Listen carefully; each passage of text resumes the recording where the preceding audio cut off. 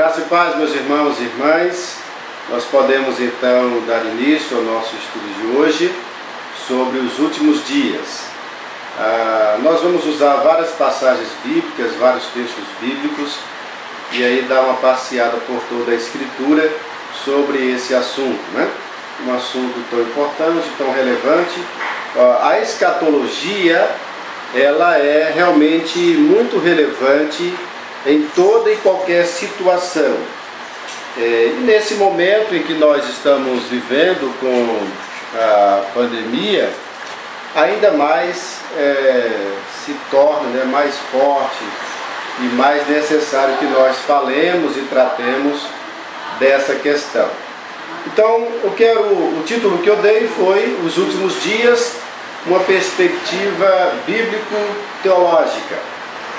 Nós vamos então ver primeiramente as ocorrências no Antigo Testamento, algumas passagens no Antigo Testamento que trazem essa expressão últimos dias. E nós temos 14 versículos bíblicos que tratam do assunto, que trazem essa expressão, os últimos dias, aqui no Antigo Testamento.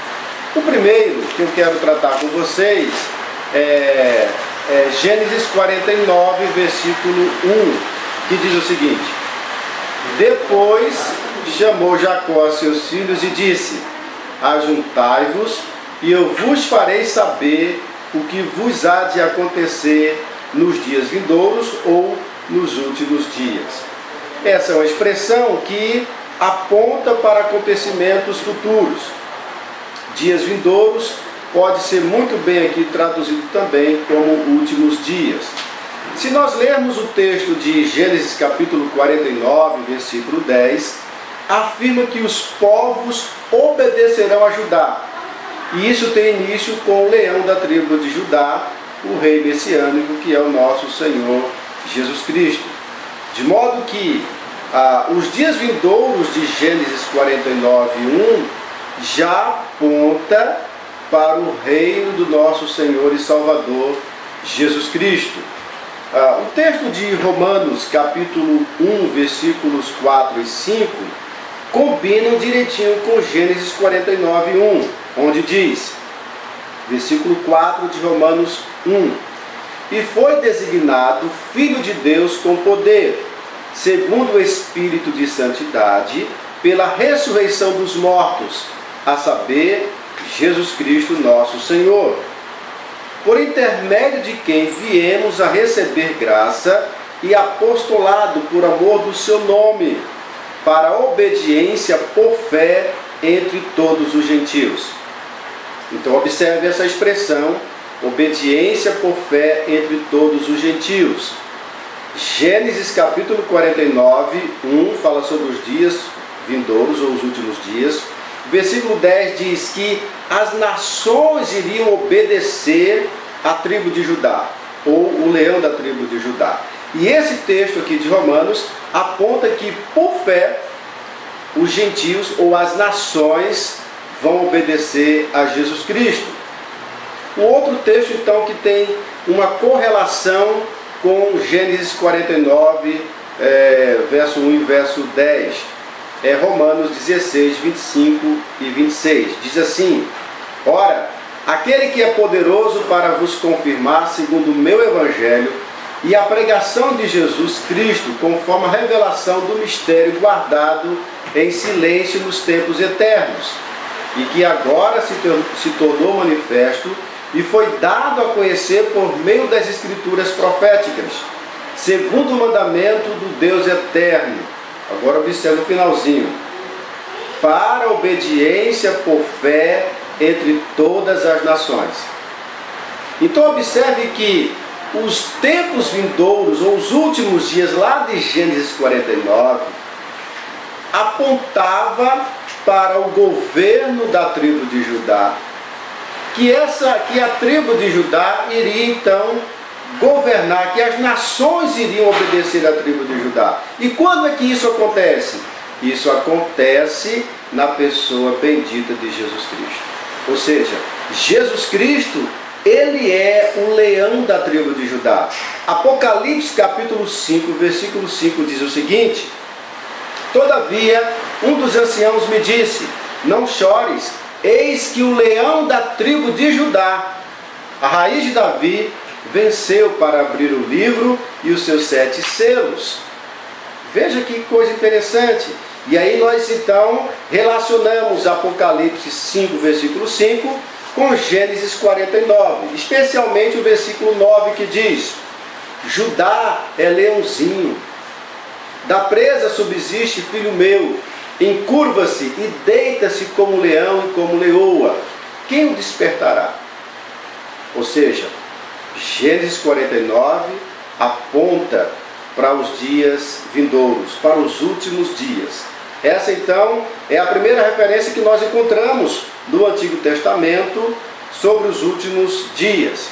E aí nós temos outras passagens bíblicas. Tem Números 24, versículo 14, que diz o seguinte: agora eis que vou ao meu povo, vem, avisar-te-ei do que fará este povo ao teu nos últimos dias. O contexto de Número 24 aponta que nos últimos dias as nações seriam vencidas por Israel. E quem que é Israel? Em última instância, Israel é Jesus Cristo. Então, Números capítulo 24, versículo 14, faz uma alusão a Gênesis 49. Um autor chamado Bill, que é um exegeta do Antigo Testamento e também do Novo Testamento, ele diz o seguinte: a comunidade cristã primitiva entendia que os últimos dias da profecia de Números 24 começavam a se cumprir com a primeira vinda de Cristo. Por quê? Números 24 diz então que aponta para essa ideia de que Israel seria uma nação poderosa, um povo poderoso que dominaria as nações. E isso se cumpre em Jesus Cristo, que é o verdadeiro Israel. Um outro texto é Deuteronômio 4, versículo 30 e também Deuteronômio 31, 29. Esses versículos apontam para o cativeiro, arrependimento e retorno a Deus nos últimos dias. Então, o texto de Deuteronômio fala de grande angústia, onde o povo ficaria em grande angústia nos últimos dias. Então isso aponta para o cativeiro e, consequentemente, aponta então para a libertação dos filhos de Deus na pessoa de Jesus Cristo. Um outro texto muito usado é Isaías capítulo 2, versículo 2, que diz o seguinte: nos últimos dias acontecerá que o monte da casa do Senhor será estabelecido no cimo dos montes, e se elevará sobre os outeiros, e para ele afluirão todos os povos. Então essa profecia aqui, observe que ele fala sobre os últimos dias. E ele fala sobre o templo do Senhor. O templo do Senhor. Aqui a ideia então é de que as nações virão para ouvir Jesus, para ouvir sua lei, para ouvir sua palavra e encontrar a redenção no Senhor Jesus Cristo. Nós temos outras passagens bíblicas em Jeremias. Jeremias capítulo 23, versículo 20, fala sobre os últimos dias. Jeremias 30, 24, Jeremias 48, 47 e Jeremias 49, 39, apontando para os sofrimentos que viriam em função do cativeiro babilônico e apontando também para os últimos dias como a inauguração na pessoa bendita de Cristo, né? Os últimos dias sendo inaugurados por Jesus Cristo. O outro texto é Ezequiel 38, 16, que fala também sobre os últimos dias. Uma outra passagem é Daniel 2, 28, e aqui eu quero me deter um pouco mais. Daniel 2, 28 diz o seguinte: mas há um Deus no céu, o qual revela os mistérios, pois fez saber ao rei Nabucodonosor o que há de ser nos últimos dias. O teu sonho e as visões da tua cabeça quando estava no teu leito, são estas. E aí Daniel começa a descrever. Então todo o capítulo 2 de Daniel vai falar sobre a estátua, onde essa estátua representa impérios, representa governos. E aí fala do império, se refere ao império babilônico, medo-persa, macedônico e o império romano. No capítulo 2 fala sobre uma pedra que ela cai sobre essa estátua, e essa pedra ela enche o mundo. E quem que é essa pedra? Essa pedra é Jesus. Agora, observe que coisa maravilhosa nós temos então, que debaixo do Império Romano, Jesus Cristo chega e inicia os últimos dias. E ele, como sendo essa pedra que cai sobre o Império Romano, e essa pedra cresce e se torna um reino que vai governar para sempre. Ou seja, o ministério simples de Jesus, o ministério aparentemente sem glória de Jesus, foi o ministério que ruiu o Império Romano e fez crescer a verdade de Deus e o reino de Deus em todo o mundo.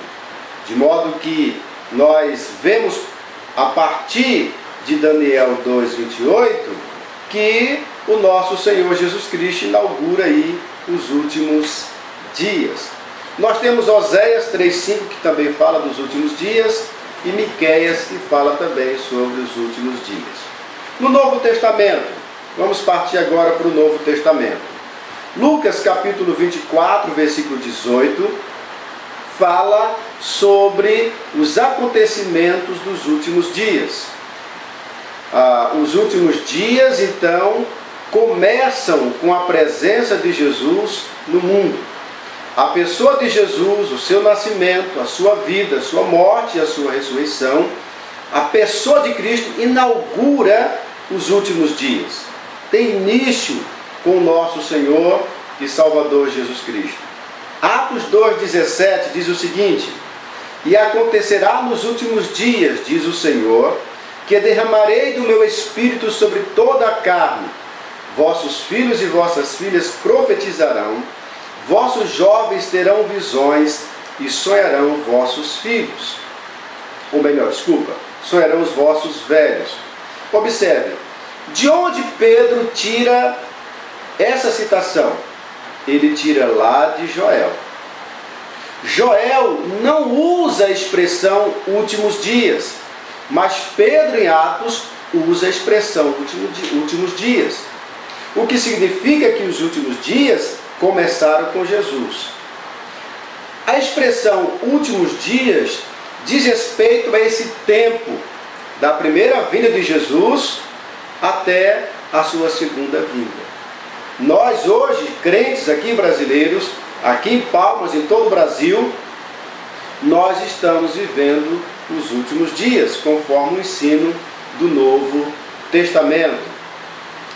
Timóteo capítulo 3, versículo 1 diz o seguinte: sabe, porém, isto, nos últimos dias sobrevirão tempos difíceis. Tempos difíceis. E aí, os últimos dias são caracterizados pelo comportamento dos homens que se rebelam contra Deus. Se você lê segunda carta de Timóteo 3:1 e lê em sequência, você vai verificar que os últimos dias são marcados por comportamento de homens e mulheres que se rebelam contra Deus, que entram no pecado e praticam o pecado e gostam do pecado, são egoístas, são avarentos, são homens e mulheres que não têm compromisso com Deus. E aí é muito interessante porque nos últimos dias os crentes vão conviver com pessoas assim. E os crentes precisam então de graça e sabedoria da parte de Deus para conviver com pessoas desse jeito, que se rebelam contra Deus, que não tem temor a Deus, que não tem respeito por Deus. Agora, um texto que ainda é mais claro sobre essa ideia dos últimos dias, de que nós estamos vivendo os últimos dias e de que os apóstolos viveram os últimos dias, é Hebreus 1:2, que fala assim: nestes últimos dias nos falou pelo Filho, a quem constituiu herdeiro de todas as coisas, pela qual também fez o universo. Então veja, o autor aos Hebreus, ele fala dos últimos dias. Jesus falou, o Filho falou nos últimos dias. Todas essas passagens comprovam para nós que os últimos dias foram inaugurados por Jesus, pela vida dele, seu nascimento, sua vida, sua morte, sua ressurreição, e terminam quando ele voltar. Isso vai ficar um pouco mais claro quando eu falar sobre a questão de dias no Novo Testamento.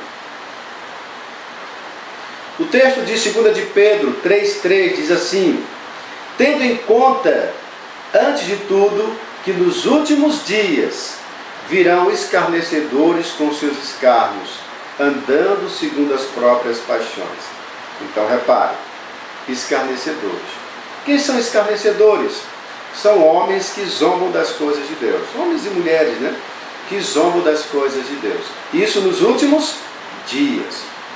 Eles zombaram no tempo aqui de Pedro e continuam zombando hoje, porque vivemos os últimos dias.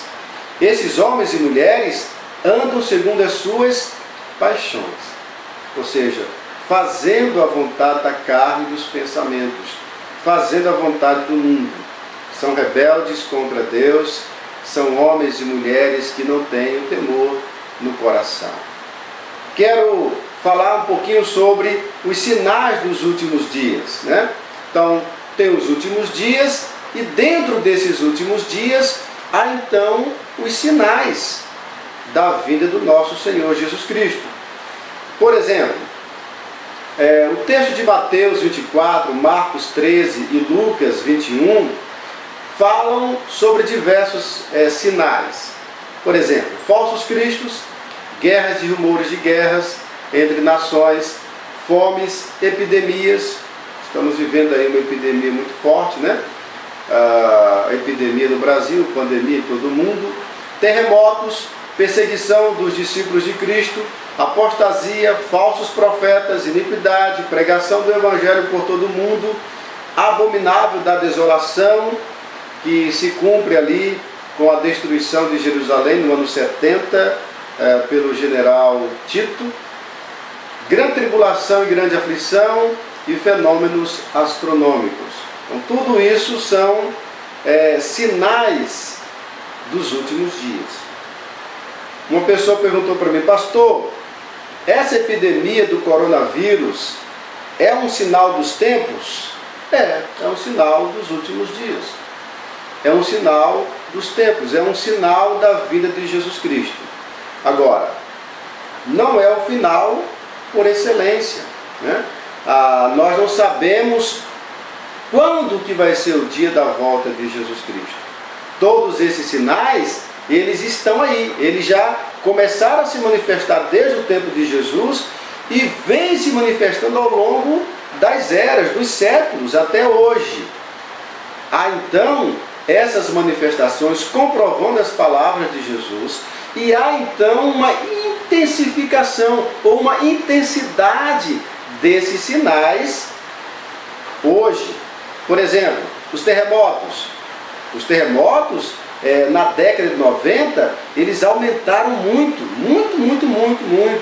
De modo que os sinais eles aparecem desde o início de Jesus e eles vão se intensificando ao longo das eras, até a volta do nosso Senhor e Salvador Jesus Cristo. O Novo Testamento fala então sobre os últimos dias e fala então sobre a volta de Jesus. A volta de Jesus são usados várias ideias para falar da volta de Jesus. Por exemplo, fala sobre o dia.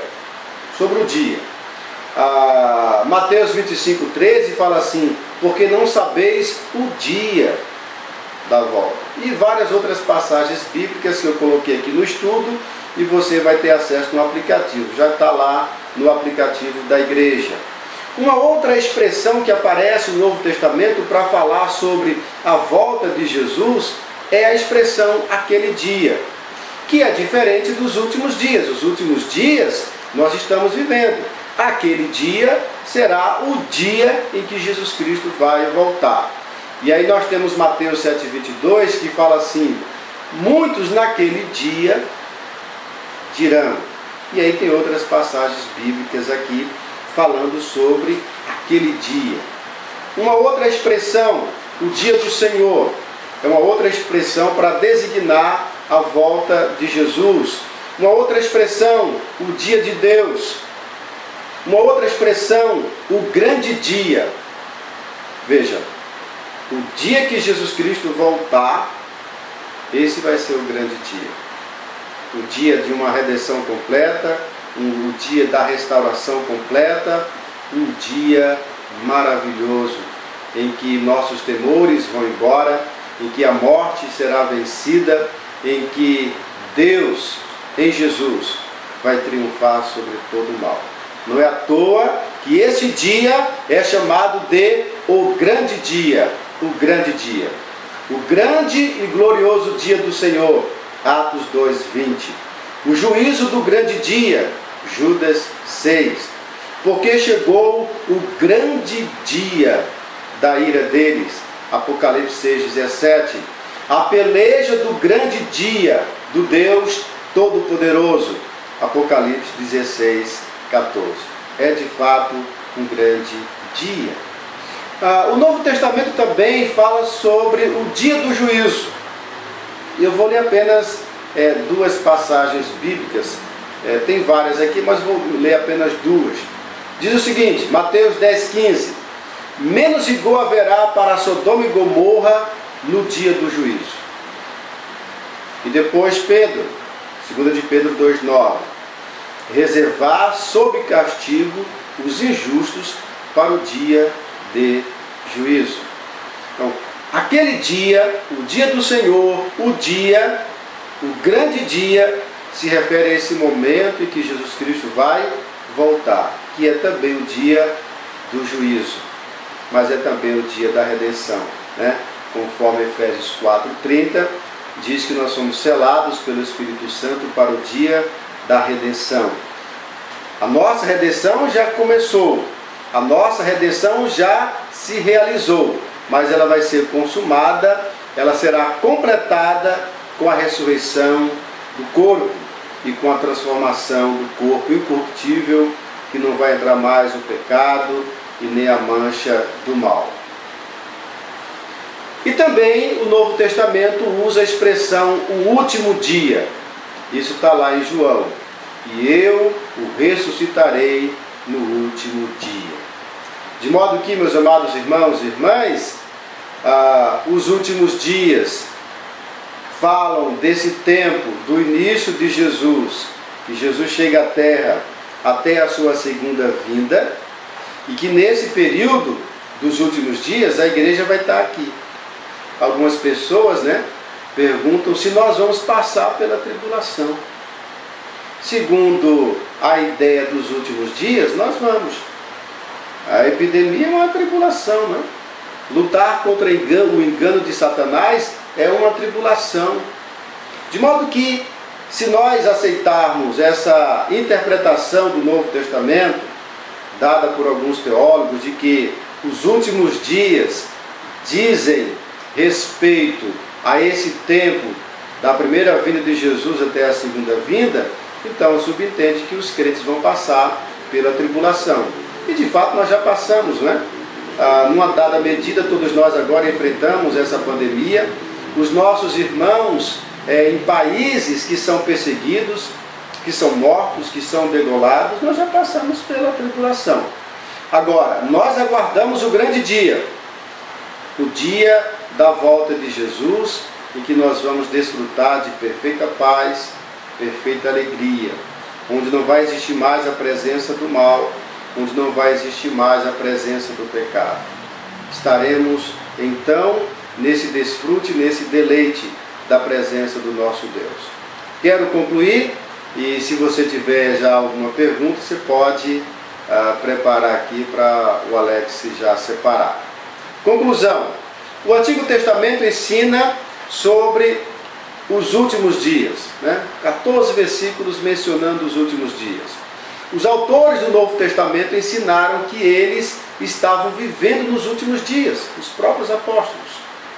Os últimos dias compreende o tempo do nascimento de Jesus até a segunda vinda.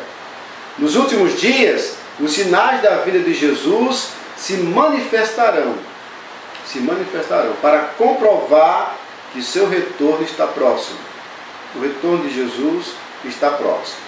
E o Novo Testamento usa as expressões naquele dia, o dia do Senhor, o grande dia, o dia do juízo, naquele dia, para falar então da volta do nosso Senhor e Salvador Jesus Cristo.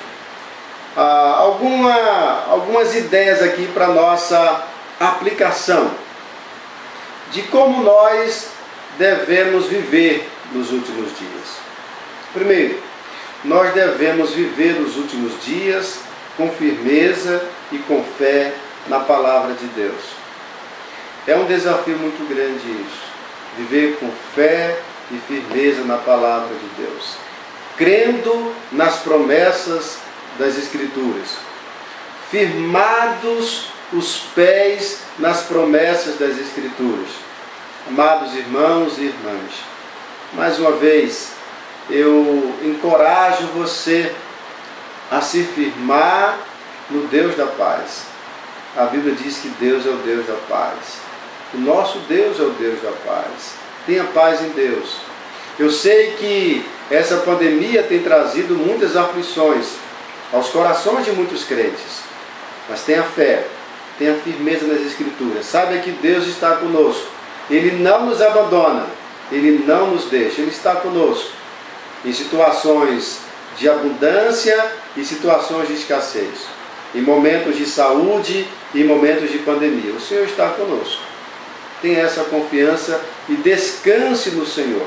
Descanse no Senhor. Uma segunda aplicação, nós devemos viver nos últimos dias suportando as tribulações. Suportando. A questão é que muitas vezes nós queremos fugir, né? E sair, escapar da tribulação. Mas nós devemos suportar. Se ela vier sobre nós, nós devemos pedir ao Senhor que nos ajude, que nos fortaleça e nos dê a graça dele para suportar as tribulações. Terceiro, nós devemos viver nos últimos dias pregando o Evangelho. Pregar o Evangelho, anunciar o Evangelho, falar a palavra de Deus para os familiares, para os vizinhos, para os amigos, para todo mundo. Preguemos. Não vamos cessar de falar a palavra de Deus, porque a palavra de Deus é vida. E a salvação vem por meio da pregação da palavra de Deus. Quarto, nós devemos viver nos últimos dias orando. Jesus diz em Lucas, capítulo 21, que uma das maneiras de nós aguardarmos a vinda dele é orando, vigiando e orando. De modo que a oração é um modo, é um caminho para nós vivermos nesses últimos dias. Reservar tempo para oração. Nós agora estamos tendo esse tempo de isolamento social, né? Aqui no Brasil, aqui em Palmas. Vamos aproveitar para ler mais a Bíblia.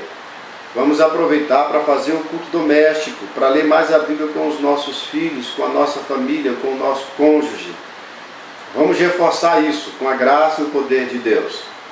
E, por fim, nós devemos viver nos últimos dias promovendo o reino de Cristo no mundo. Eu e você devemos usar os nossos dons, nossas energias, nossos recursos materiais e financeiros para promover o reino de Deus aqui no Brasil e no mundo.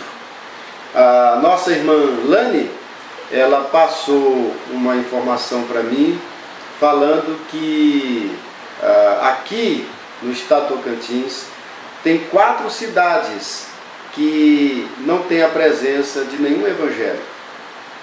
Então nós precisamos ir lá nessas cidades. Então, que nós devemos viver nos últimos dias, com firmeza e fé, suportando as tribulações, pregando o Evangelho, orando e promovendo o reino de Cristo no mundo. Que Deus assim nos abençoe, que o Senhor nos guarde. Feliz em estar aqui com vocês, com a graça de Jesus. A irmã Deilane, da ICE Porto Nacional, nossa congregação. Muitas pessoas usam Joel 2,28 para se passar por pessoa usada por Deus para trazer uma mensagem profética. Como avaliar isso? Legal. Bem,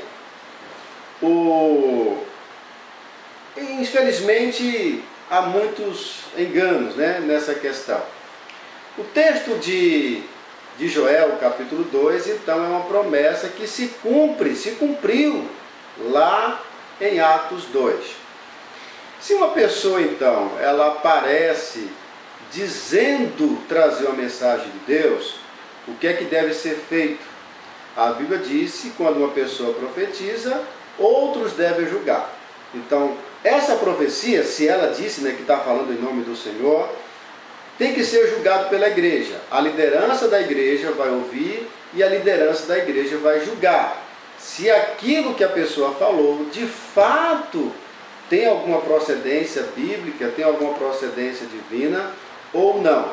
Se a liderança julgar que aquilo não procede de Deus, então a pessoa que falou deve se sujeitar à sua liderança, à liderança da igreja.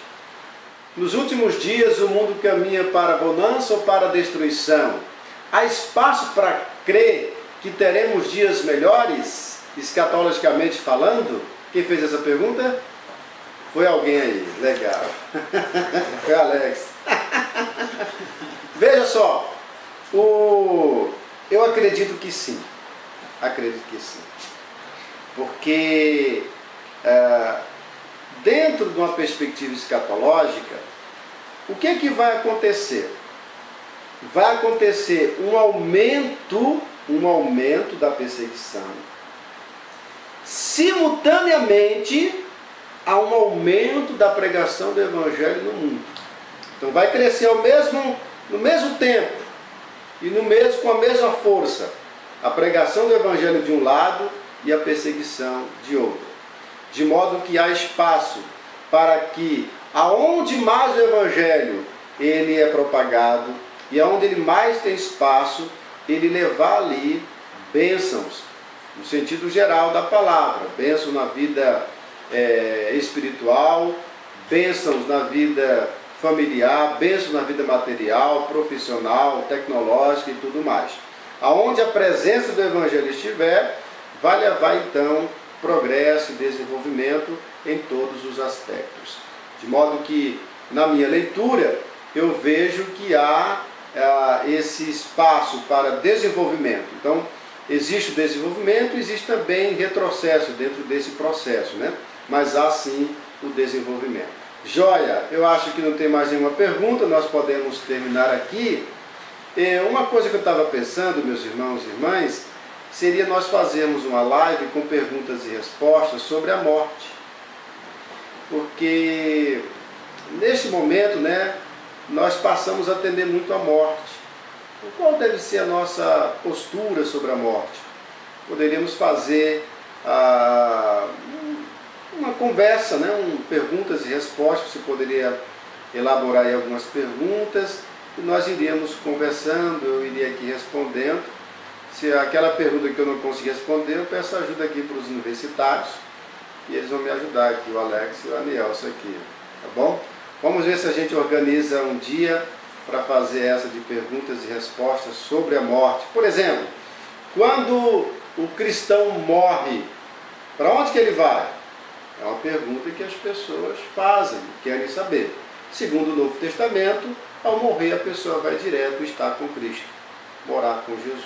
Mas isso a gente trata com mais vagar em uma outra ocasião. Que Deus abençoe. A irmã Lucimar pergunta: como devemos orar nesse tempo? Nos últimos dias, né?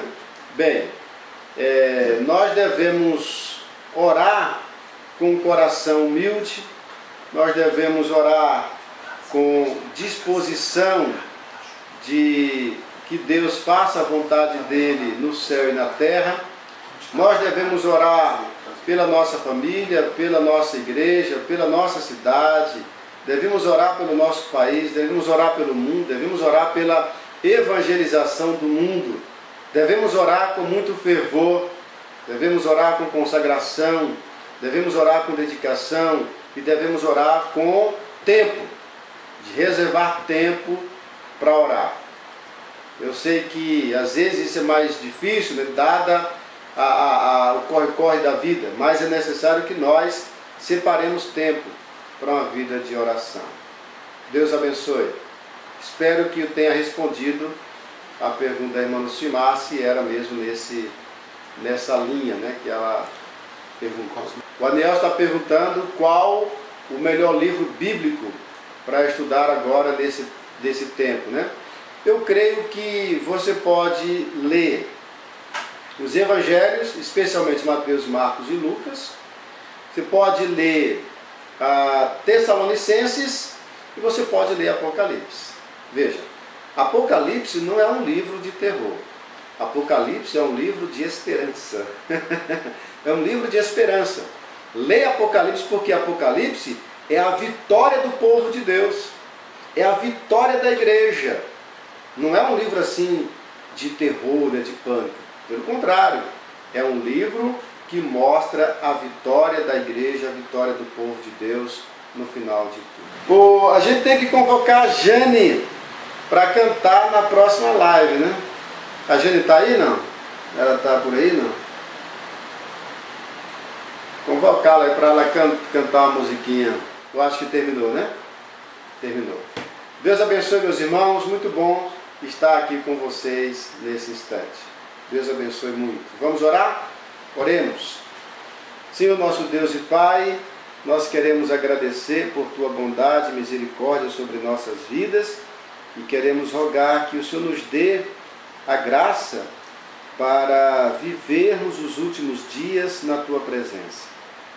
Ó Senhor, livra-nos do mal, livra-nos do pecado, livra-nos de não querer seguir ao Senhor fielmente.